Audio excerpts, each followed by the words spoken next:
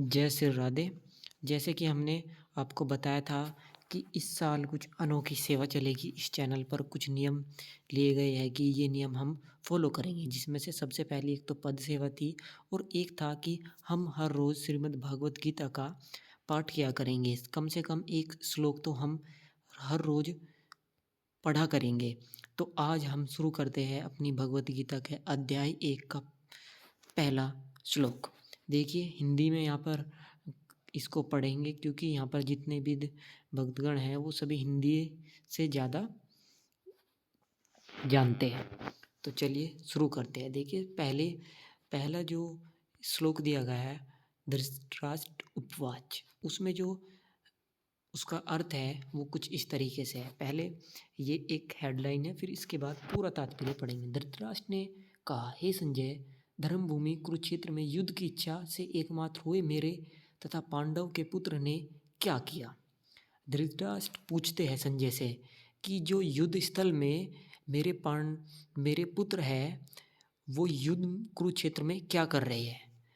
अब उनका उत्तर देते हैं संजय। मतलब मैं अब इसका भावार्थ आपको बता देता हूँ। भगवत गीता एक बहुपठित आस्तिक विज्ञान है। जो गीता है बहुत ज़्यादा पढ़े जाने वाला एक आस्तिक विज्ञान है गीता। महात्म्य से सार रूप में दिया हुआ है। इसमें यह उल्लेख है कि मनुष्य को चाहिए कि वह श्री कृष्ण के भक्त की सहायता से सवीक्षण करते हुए भगवत गीता का अध्ययन करे और स्वार्थ प्रेरित व्याख्याओं के बिना उसे समझने का प्रयास करे। देखिए इसमें श्री कृष्ण कहते हैं कि जो मनुष्य है उसको क्या चाहिए, बिना किसी स्वार्थ के किसी भगवत गीता को पढ़ना चाहिए। अर्जुन ने जिस प्रकार से साक्षात भगवान श्री कृष्ण से गीता सुनी और उसका उपदेश ग्रहण किया, इसी प्रकार स्पष्ट अनुभूति का उदाहरण भगवत गीता में ही है। देखिए जो अर्जुन जी ने भगवत गीता सुनी है श्री कृष्ण भगवान से, साक्षात उसी का पूरा वर्णन इसमें दिया गया है। इसी प्रकार स्पष्ट अनुभूति का उदाहरण है भगवत गीता में। यदि उसी गुरु परंपरा से निजी स्वार्थ से प्रेरित हुए बिन किसी को भगवत गीता समझने का सौभाग्य प्राप्त हो तो समस्त वैदिक ज्ञान का तथा विश्व के समस्त शास्त्रों के अध्ययन को पीछे छोड़ देता है। देखिए अगर उसी गुरु परंपरा से बिना किसी निजी स्वार्थ के अगर ये शास्त्र समझ लिया जाए तो उसे समस्त शास्त्रों का अध्ययन पीछे छोड़ देगा, यानी सबसे बड़ा ज्ञानी वही कहलाया। समस्त जितना भी वैदिक ज्ञान है, विश्व में जितने समस्त शास्त्र है, उनका ज्ञान भगवत गीता में है।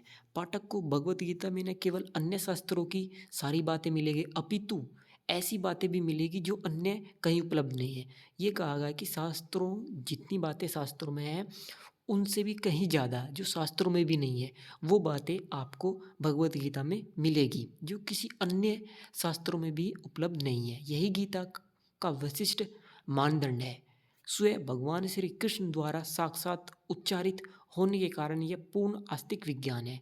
इसी वजह से कि कृष्ण भगवान ने इसको उच्चारण किया है तो ये पूर्ण साक्षात एक विज्ञान है। महाभारत में वर्णित धृतराष्ट्र तथा संजय की वार्ताएं इस महान दर्शन के मूल सिद्धांत का कार्य करती है। माना जाता है कि इस दर्शन की प्रस्तुति कुरुक्षेत्र के युद्ध स्थल में हुई, जो वैदिक युग से पवित्र तीर्थस्थल रहा है।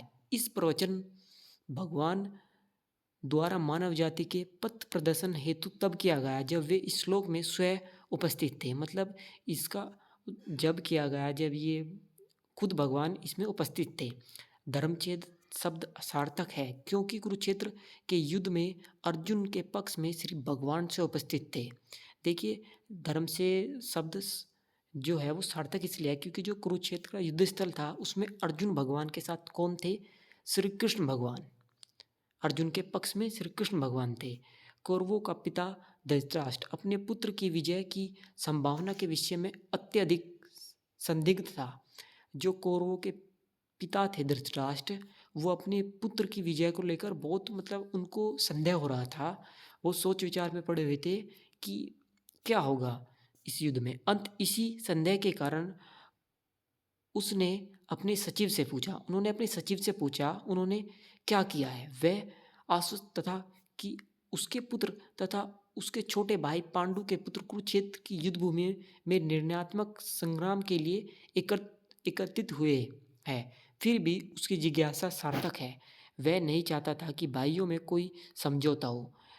ये धृतराष्ट्र नहीं चाहते थे कि भाइयों में कोई समझौता हो, क्योंकि सभी साथ थे तो ये सोच रहे थे कि क्या पता समझौता हो जाए, क्योंकि इस युद्ध को कुरुक्षेत्र में लड़ा जाना था जिसका उल्लेख वेदों में स्वर्ग के निवासियों के लिए भी तीर्थस्थल के रूप में हुआ है।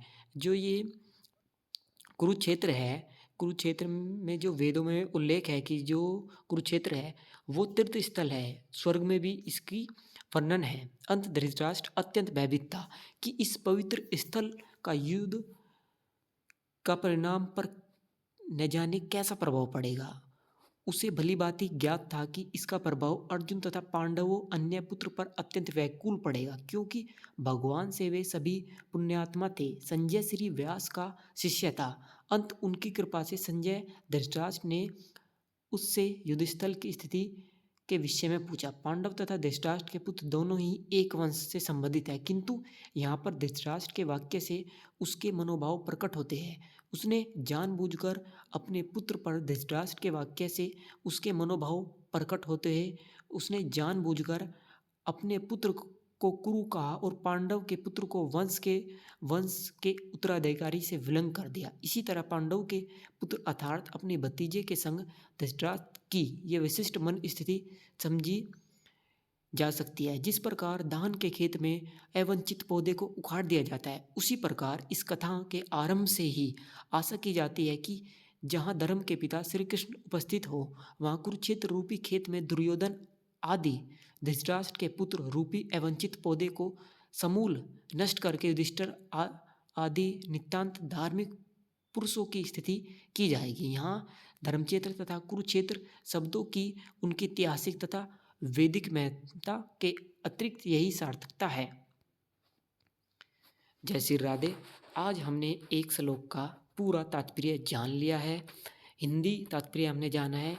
तो आज हमने देखिए क्या देखा। हमने देखा कि जो धृतराष्ट्र है वो संजय से ये जानते हैं कि कुरुक्षेत्र की युद्ध भूमि में क्या चल रहा है। जो पांडव पुत्र है वो एक जगह पर एकत्रित हुए, और वो कहाँ एकत्रित हुए, वो एकत्रित हुए हैं एक साथ धर्मभूमि कुरुक्षेत्र एक ऐसी भूमि है जहाँ पर कहा जाता है कि जो स्वर्ग के अधिकारी होते हैं वो वहाँ रहने के लिए आ सकते हैं। स्वर्ग में उनका वर्णन है। तो ये जो कुरुक्षेत्र है एक बहुत धार्मिक क्षेत्र है।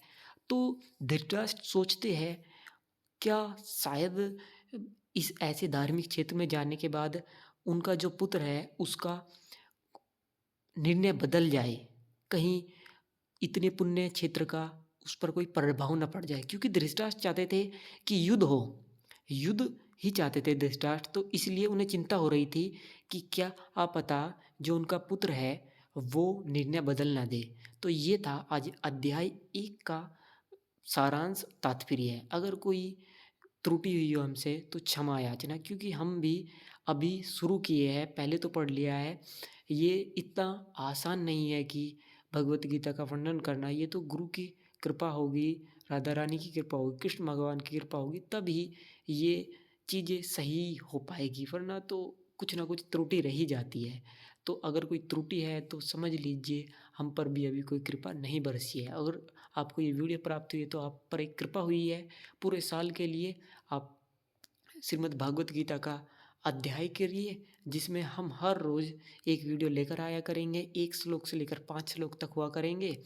जैसे समय का होगा उसी समय के अनुसार हम 1 से 5 तक श्लोक का वर्णन किया करेंगे। कभी 1 कभी 2 समय अनुसार हम वर्णन किया करेंगे। और आप भी इसको श्रवण कीजिए पूरे 1 साल के लिए।